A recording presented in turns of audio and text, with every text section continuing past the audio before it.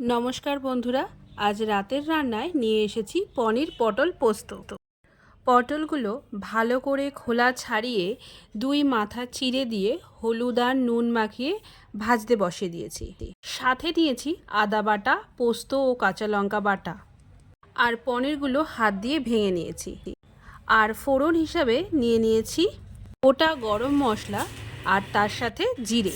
এরপর আদা বাটা, পোস্ত এবং নুন, হলুদ, লঙ্কা গুঁড়ো, জিরে ও ধনে গুঁড়ো দিয়ে একটু কষিয়ে নিচ্ছি।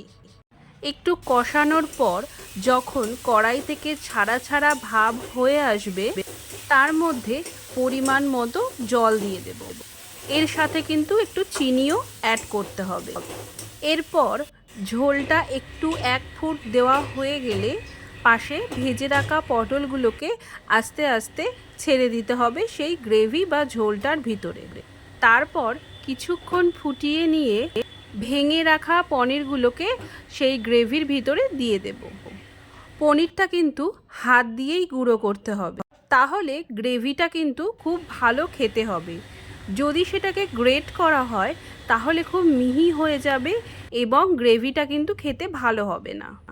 লাস্টে ঘি গরম মশলা দিয়ে নামিয়ে ফেলতে হবে। এটা লুচি বা পরোটার সাথে খেতে কিন্তু একদম জমে যাবে। টাটা।